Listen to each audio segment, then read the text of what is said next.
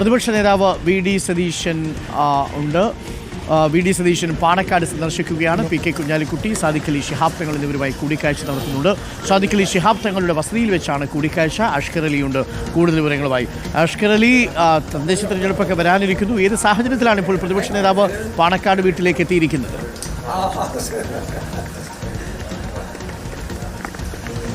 അരുൺ, അല്പസമയം മുമ്പാണ് പ്രതിപക്ഷ നേതാവ് വി ഡി സതീശൻ ഇപ്പോൾ പാണക്കാട് എത്തിയിരിക്കുന്നത്. പാണക്കാട് സാദിഖ് അലി ശിഹാബ് തങ്ങളുടെ വസതിയിലേക്കാണ് എത്തിയിരിക്കുന്നത്. സാദിഖ് അലി ശിഹാബ് തങ്ങളുടെ വസതിയിൽ പി കെ കുഞ്ഞാലിക്കുട്ടി അടക്കമുള്ളവർ ചേർന്ന് സാദിഖ് തങ്ങളെ സ്വീകരിക്കുകയും ചെയ്തു.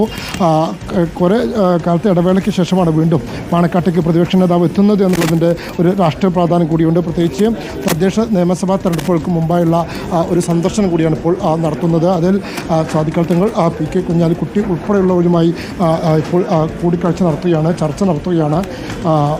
മുസ്ലിം ലീഗിൻ്റെ വരുന്ന നിയമസഭാ തെരഞ്ഞെടുപ്പുമായി ബന്ധപ്പെട്ട്, അതുപോലെ തന്നെ തദ്ദേശ തെരഞ്ഞെടുപ്പുമായി ബന്ധപ്പെട്ട് അടക്കമുള്ള UDFൻ്റെ ഒരു ശാക്തീകരണ ക്യാമ്പ് ഇന്ന് മലപ്പുറത്ത് വെച്ച് ചേരുന്നുണ്ട്. അതിൽ പങ്കെടുക്കാൻ കൂടി വേണ്ടിയാണ് ഇന്നിപ്പോൾ വി ഡി സതീശൻ മലപ്പുറത്ത് എത്തിയിരിക്കുന്നത്. അതിനോടനുബന്ധിച്ചാണ് ഇപ്പോൾ പാണക്കാട് സാദിഖ് തങ്ങളുടെ വസതിയിലെത്തിയുള്ള ഒരു കൂടിക്കാഴ്ച കൂടി. പ്രത്യേകിച്ച് നിലവിലെ UDFലെ സാഹചര്യം, കോൺഗ്രസിലെ വിഷയങ്ങൾ അടക്കമുള്ള വിഷയങ്ങൾ കൂടിക്കാഴ്ചയിൽ ചർച്ചയാകുമെന്നാണ് പ്രതീക്ഷിക്കുന്നത്.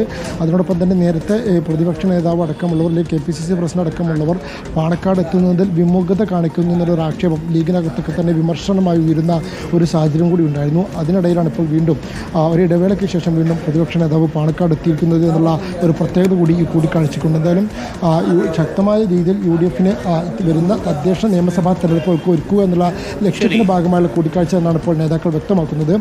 അല്പസമയത്തിനകം തന്നെ UDFന്റെ ജില്ലാ ശാക്തീകരണ ക്യാമ്പിലും 3 നേതാക്കളും ഒരുമിച്ച് പങ്കെടുക്കുകയും ചെയ്യും.